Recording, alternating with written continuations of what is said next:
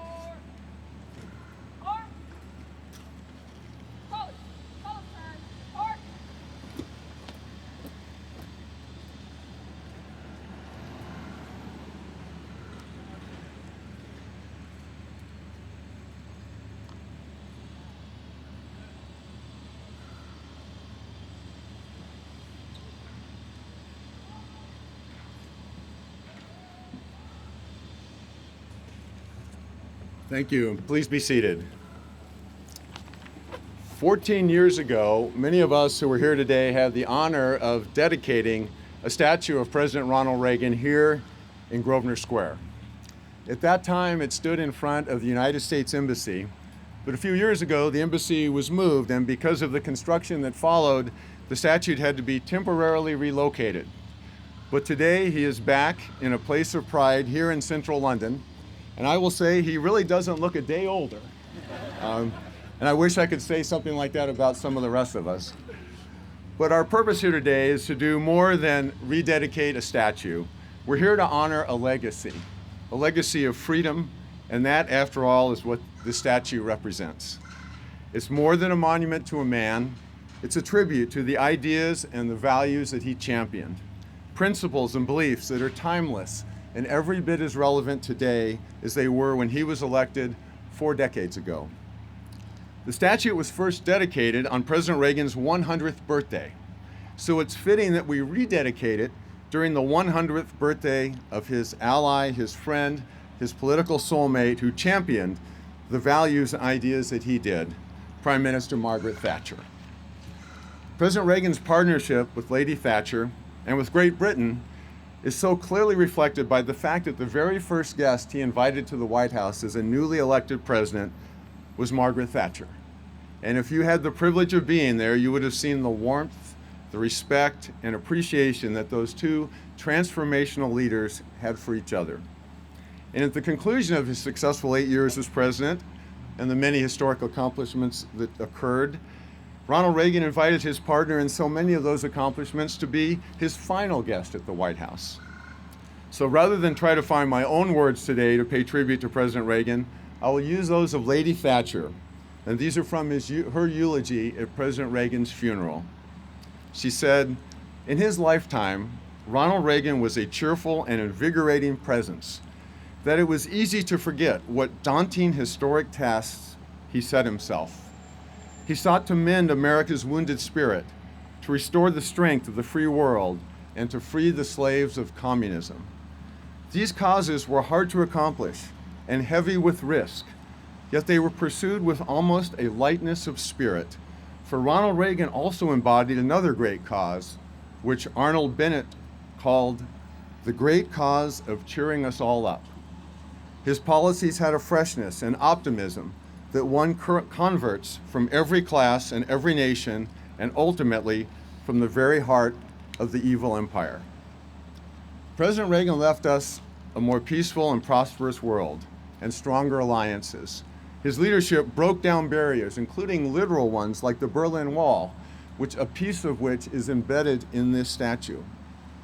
And so the challenge for all of us is much greater than just keeping this statue standing tall and shining bright. The challenge is whether we do our part to advance the cause of peace and freedom, and those who pass by here each day in Grosvenor Square will be reminded of the work that lies before us and the history that unites us and inspires us. That work requires a strong and vibrant partnership between the United States and the United Kingdom. Well, our first speaker today was elected the Right Worshipful Lord Mayor of Westminster in May of this year. It's fitting he's with us today because not only is he the sitting Lord Mayor of where this statue resides, but also because he was first elected to the Westminster City Council in 1982 while Ronald Reagan was in office. Ladies and gentlemen, please join me in welcoming the Lord Mayor of Westminster, Paul Dimoldenberg.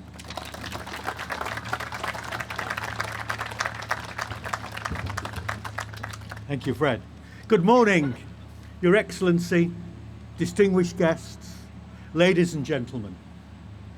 It is a great honour to join you all today in Grosvenor Square, a place at the heart of the city of Westminster that has long stood as a symbol of the deep and enduring friendship between the United Kingdom and the United States of America.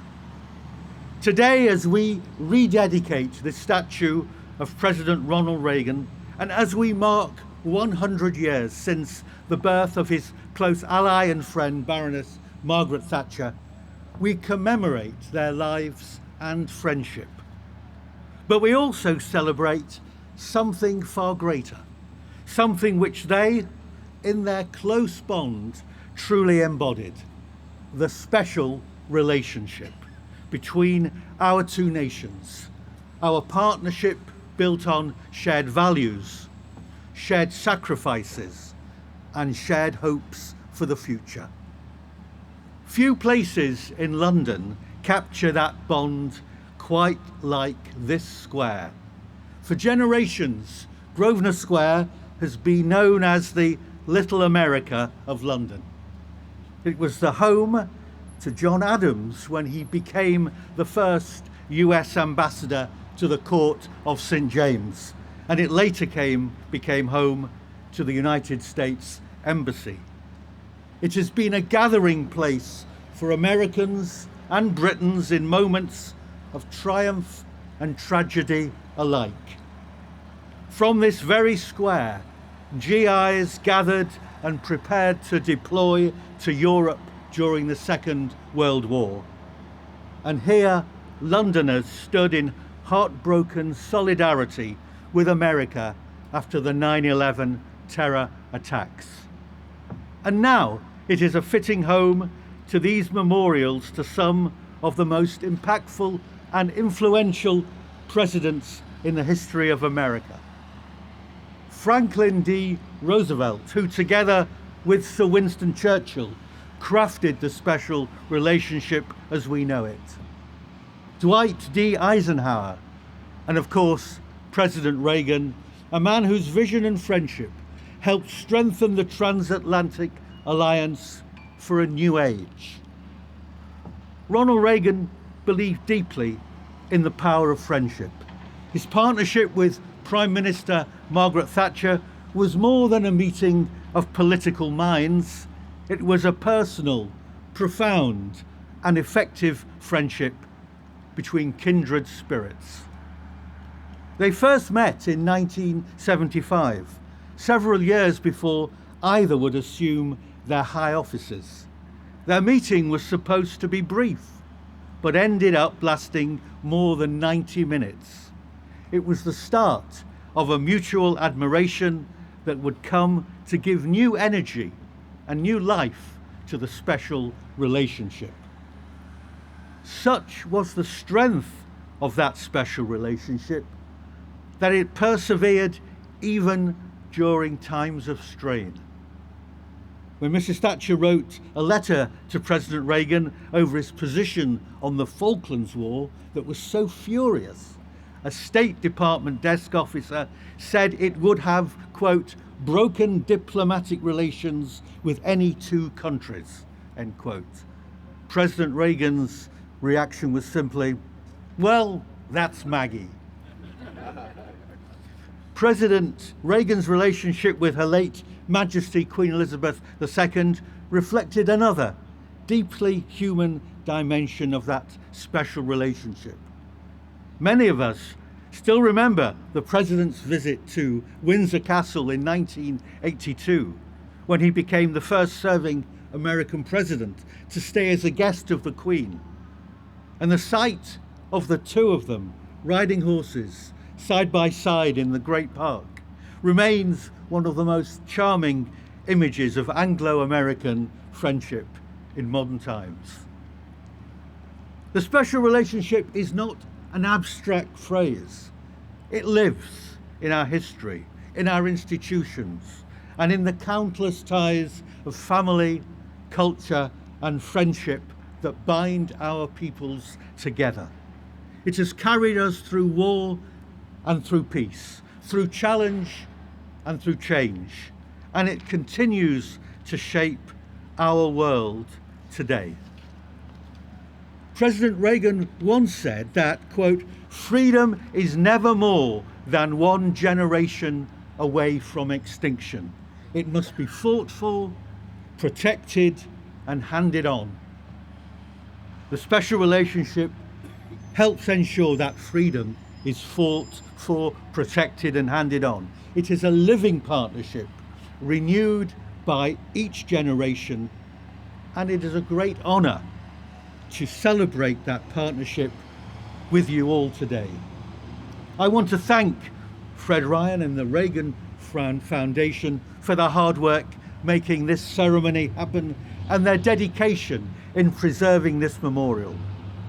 I also wish to extend warm greetings to His Excellency Ambassador Stevens and the Right Honourable Kemi Badenoch MP for being with us today. Your presence speaks to the continuing vitality of our alliance. As we rededicate this statue, let it remind all who pass through this square, Londoners and visitors alike, that the special relationship endures, not because of politics, but because of people, because of the millions of lives, stories and friendships that connect our two nations. Long may that special relationship continue to thrive. Thank you.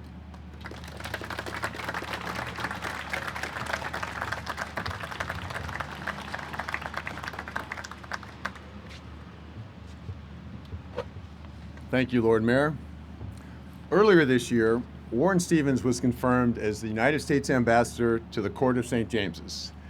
Ambassador Stevens, who comes from a successful career in business, has made a commitment to further strengthening the long-standing special relationship between the United States and the United Kingdom. He and his wife, Harriet, bring great energy, leadership, and the very best in American values to this important role. Please join me in welcoming Ambassador Warren Stevens.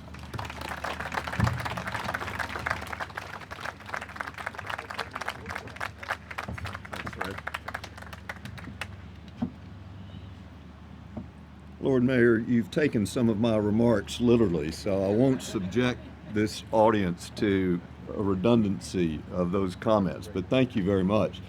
And thank you, Fred, and good morning to everyone. Harriet and I are honored to be here today to help celebrate our 40th president.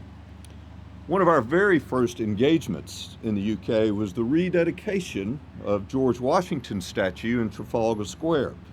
So today, it is great to be here in another square with another American hero.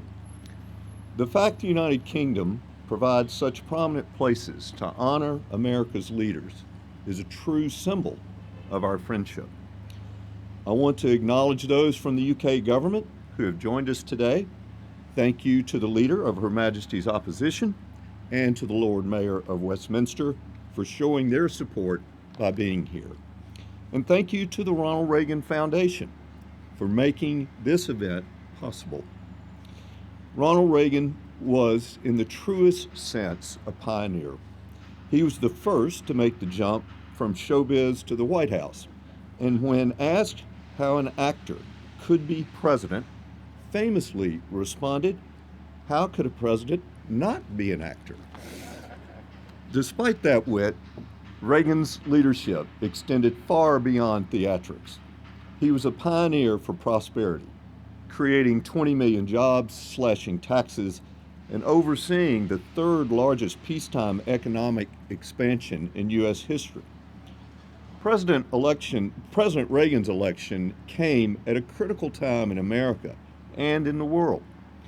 I remember starting out my business career in 1981, a time when, without a doubt, an economic and political malaise hung over our country. Inflation was soaring, unemployment was high, interest rates were crushing the economy, and the Vietnam War cast a long, unwelcome shadow over the national mood. The Soviet Union seemed to be ascending, and the United States was not. So when a charismatic, hopeful, and confident leader from California came onto the scene, it really did feel like morning in America. And then things just got better and better and better. Together with Prime Minister Margaret Thatcher, President Reagan oversaw a decade of global growth and international trade with their economic policies and his unique brand of Reaganomics. But it is important to note that President Reagan was not just a pioneer for prosperity, he was a pioneer for peace. If you had told me in 1981 that the Berlin Wall would fall without a shot being fired, I wouldn't have believed you, yet it did.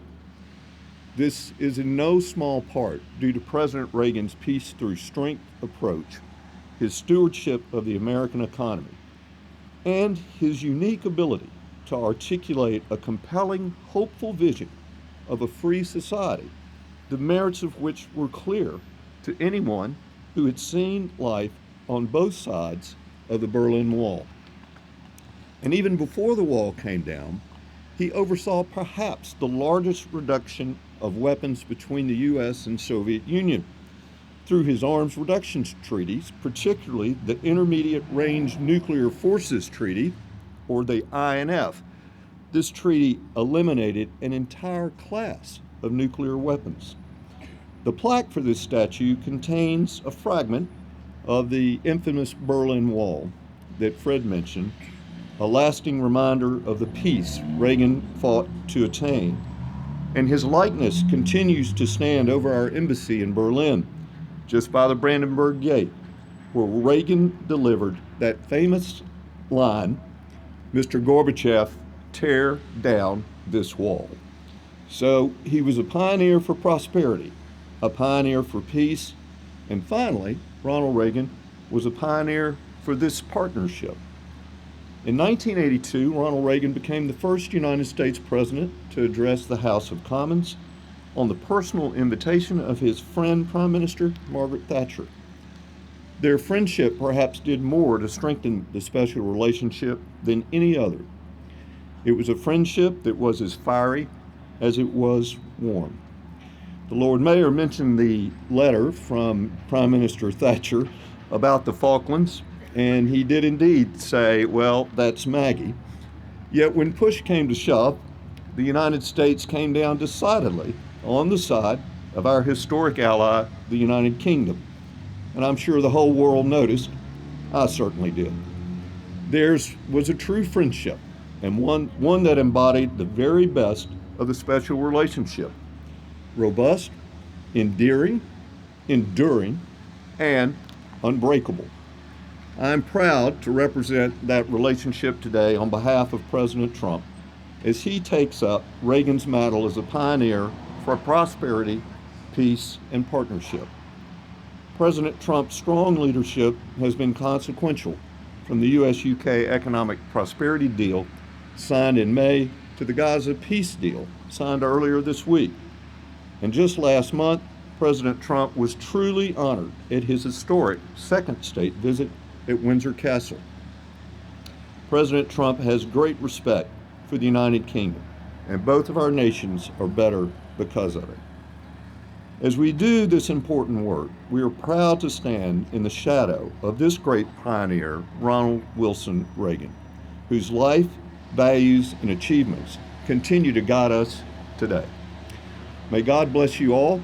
May God bless the United States and the United Kingdom. And may God continue to bless our very special relationship. Thank you.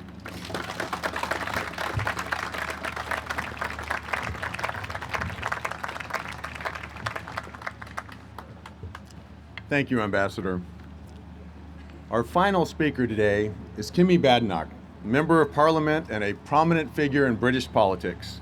She often speaks of the enduring values championed by President Ronald Reagan. As leader of the Conservative Party, Ms. Badenoch has been a powerful advocate for free markets, opportunity, and national sovereignty, principles that align with President Reagan's vision of limited government and personal responsibility.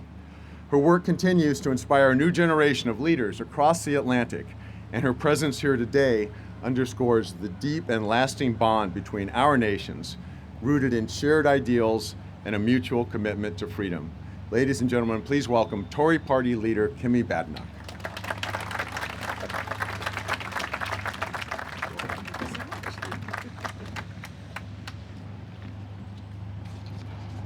Good morning, everyone. And thank you, Fred, for that wonderful introduction. It's a real pleasure to be speaking after both the Lord Mayor and Ambassador Stevens. Your stories, your memories of the 1980s, and also just that reinforcement of what a special relationship the US and the UK have is something that we must never, ever forget. And it is wonderful to have President Reagan back. London has been poorer without him the last few years. And looking at it now, it really captures President Reagan's imposing stature, his good looks. I do think we need to bring movie star good looks back to politics. I'm doing my best. But not many people know that I actually lived for a while in Omaha, Nebraska, when President Reagan was president. Between 1985 and 1986, I was in first grade at Boyd Elementary, and I still have recollections of what an icon President Reagan was. There are so many profound events which happened during that time. As a 6-year-old, I remember when the Challenger rocket ship blew up. Being at school that day, we were all excited hearing about it. We knew that there was a teacher on board. We watched it at home. We watched it take off, only to see the tragedy unfold right before our eyes. And while I don't remember what he said, I do still have very vague memories of him giving a speech, which I know that Peggy Noonan had more than a little to do with. But he was someone who actually really spoke to the nation in a way that they understood. A character trait which I think is being lost in modern day politics. So yes, I did live in the US. I still remember most of the words of the Star Spangled Banner. I cannot remember the Pledge of Allegiance. That's probably for the best. But it is a real privilege to be standing here as someone who is a huge fan of the United States and being the one to help unveil this statue in the centenary week of Margaret Thatcher's birth. She would have been 100 this week on Monday. And for those of you who are fans of the show The Office, another great American-British collaboration, there is a great quote from Andy. Andy says, "I wish there was a way to know that you're in the good old days before you've actually left them." And I was born in 1980, right at the start of that era. So it's perhaps a bit much to expect me to have recognized what a fantastic era the 1980s were at that time. But that period of my childhood, when we had Mrs. Thatcher in office in the UK and President Reagan in office in the US, was potentially the greatest era in the modern history of the West. The prosperity and security which we enjoyed, and in many ways which we took for granted in the decades that followed, was actually won because of the hard choices that our two nations made during that period. Both led by two people with a fierce belief in their convictions, who seemed a match made in heaven for the Western Alliance. Margaret Thatcher famously called President Reagan the second most important man in her life after her husband Dennis. Some of her greatest achievements came out of her relationship with him, and I suspect it was the same for him. Both of them were in a way political outsiders.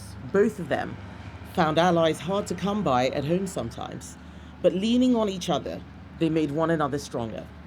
And they achieved the most incredible things, both at home and abroad. We have the domestic parallels, both of them delivering the tough economic medicine our countries needed. Ronald Reagan slaying inflation, bringing morning again to America.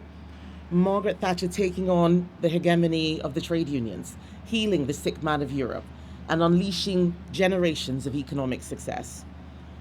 But I think probably their greatest legacies are what they achieved on the world stage, where together, through a shared strength of will and sense of duty, they led the West to victory over the Soviet Union and brought the Cold War to an end.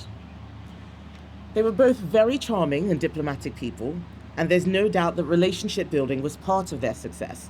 But the fact is, it was their combined strength that made them so formidable. And in the years since, the West, I'm afraid, has paid nowhere near enough heed to Ronald Reagan's famous warning that peace is maintained through strength and weakness only invites aggression. America's leadership of the world in the years after President Reagan relied on that strength. And it's nice to think that decency and diplomacy can solve every issue, but it's naive to believe that it is enough in the real world. Peace is not achieved by kowtowing to tyrants. We make peace by being strong enough that our enemies want it to. And we are relearning that lesson today. This week's peace in the Middle East is a wonderful thing. To see the hostages released and aid going into Gaza, but in the end we must acknowledge that grandstanding and appeasement did nothing to bring that conflict to an end. As always, it was the wise use of power that did. In many ways, our nations have diverged since that glorious era of Reagan and Thatcher. I think that there is a lot that Britain could learn from America today, not just from the US leadership on show in the Middle East this week, but in some ways, or in some of the ways rather, that you have upheld the principles that President Reagan governed by. Right now, America has some of the cheapest energy in the developed world, powering the industries of the future. We want to see our resources in the North Sea used in the same way. America has a culture of risk-taking and entrepreneurialism. We tend to be a bit more reserved when it comes to giving things a go, but we know that Americans are much more likely than Brits to believe President Reagan when he said that government is not the solution to our problem, government is the problem. And my favorite ever quote from Reagan, and I suspect many others too, is that the 9 most frightening words in the English language are "I'm from the government and I'm here to help." I'm actually heading to the US this afternoon. I'm going to the Thomas Sowell conference in San Francisco hosted by the Hoover Institute to learn some of the lessons about what the US is getting right. I think that there is time for us.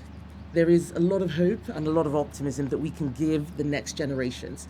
That doesn't mean living in the past or reliving the past, but it does mean learning from the past. I believe that it is time for us to build another Reagan and Thatcher style alliance between our two countries. The future is out there. The future is bright. It is beautiful. I'm very grateful to be standing right here in front of President Reagan. He is someone who gave hope at a time of great difficulty. I know that we can do that again. Thank you.